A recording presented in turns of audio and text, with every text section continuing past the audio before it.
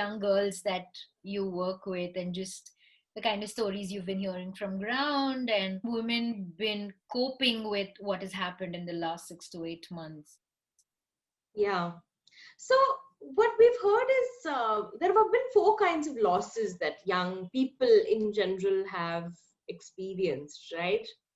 The first kind of loss is the loss of income. We have a lot of users actually who are children of daily wagers, so they are experiencing great instability. This loss of income, sometimes complete loss of employment, has forced them to re-look at their higher education plans, has forced them to consider dropping out if they are already in higher education, because where is the tuition fees going to come from? Those who have the privilege of continuing in college are staring at loss of opportunity. A lot of jobs have dried up, right? Typical jobs that one could take up after college. So there's going to be great financial hardship for sure, a huge need for scholarships for students. And people are focused on trying to get a government job first. A really tough question, Supriya. I think that I do think we need a mass career awareness campaign, and it has to be focused on new age careers that are going to be relevant post COVID. And I think then what we are trying to push, for instance, is another online tutoring opportunity. We have a partnership with a platform called Wonk, which is effectively India's largest tuition teacher aggregator platform. Sure. And we're promoting those jobs to our audience. So there's going to have to be a massive push to educate and make young people aware. And I think that's where brands like ours can play a role.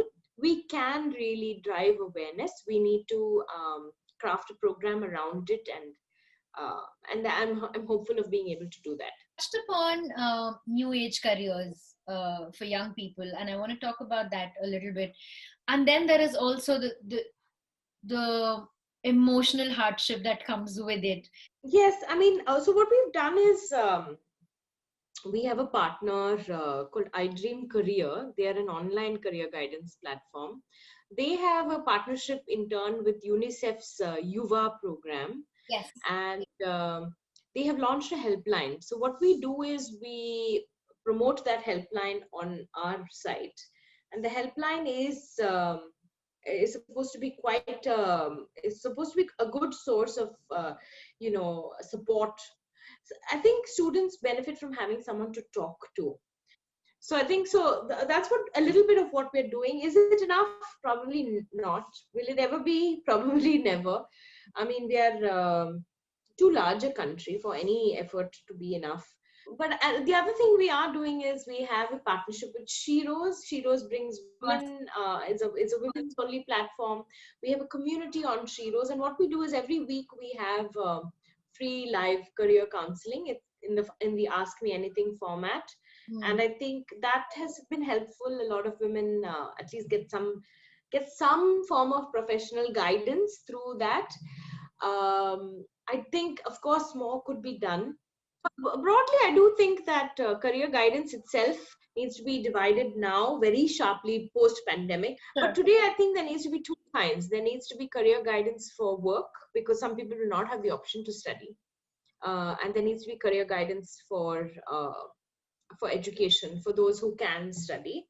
And the career guidance for work should be really sharply focused on short-term skilling, if at all. Myths have been busted about what can be taught online. And that I'm very encouraged by. Like, I myself take advantage of some things that the pandemic has done. And what it has also done is it's made all of this training very cost effective. And we should, using this pandemic as a real opportunity to increase access to these services. I want to go back a little bit to what you said about what should post-pandemic career counseling look like for young people. So post-pandemic career counseling, like I said, one is it has to be aware of new age career options. We're trying to tell young girls that don't feel restricted in terms of creating your identity, even if you have restricted mobility. There's a lot you can do. We've identified at least 16 options, job options that can be done entirely from home, some of which can also be done by girls who are 10th pass and 12th pass. So we want to on the career side, we really want to focus on those options. Partners that you work with, who are your implementing partners on ground, um, have you heard, or do you have any insights from them in terms of the challenges they may be facing? I would like to see our role as complementing what offline NGOs are doing. Hmm. And my understanding is offline NGOs have been hit badly through because of a lot of funding crisis, as well as the new FCRA bill. Right. So I do, and then CSR funds have also dried up. So I think there's a massive crisis in the offline NGO sector, which makes me very depressed, because I do believe their contribution has been just incredible. I think we all need to pivot post COVID slightly. Um, I would like to see a lot of offline NGOs embrace digital and get really digitally savvy, because I do think that's going to become a really important way to reach more people. Like I said, I think we need to take advantage of also what has happened, the fact that so much training has gone online, and today it's quite normal to get trained online. Yeah, I totally agree. I think just being able to look at the same thing from a different perspective will help us move forward, and move forward quickly as well. More true for young people, because the opportunities in the next 10 years will not be anything like the opportunities in the previous 10 years. I wish I could ask the education system to change, but if that is not going to change anytime soon, we will have to help young people join the dots and see things a bit differently. Yeah, absolutely. Yeah? Thank you so much for your time. And thank you for adding value to the What If campaign that we've been running.